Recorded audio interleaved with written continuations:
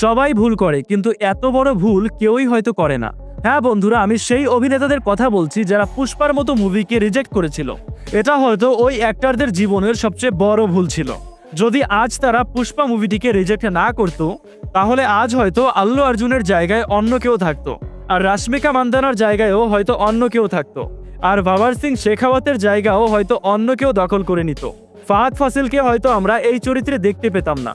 চলুন জেনে নেওয়া যাক এই অ্যাক্টরদের সম্পর্কে, কিন্তু তার আগে ভিডিওটিকে লাইক করে চ্যানেলটিকে সাবস্ক্রাইব করে নিতে পারেন।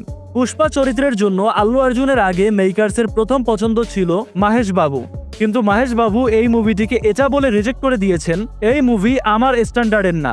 কিন্তু পুষ্পার পরে আল্লু অর্জুনের স্ট্যান্ডার্ড কতটা হাই হয়ে যাবে, এটা হয়তো মাহেশ বাবু তখন কল্পনাও করতে পারেনি।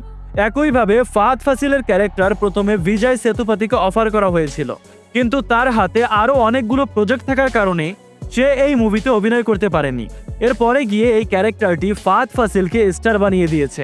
শ্রীবাল্লির ক্যারেক্টার প্রথমে পূজা হেগড়েকে অফার করা হয়েছিল, কিন্তু তার কাছে নাকি স্ক্রিপ্ট ভালো লাগেনি, সেই জন্য সে এই মুভিটা রিজেক্ট করে দিয়েছে।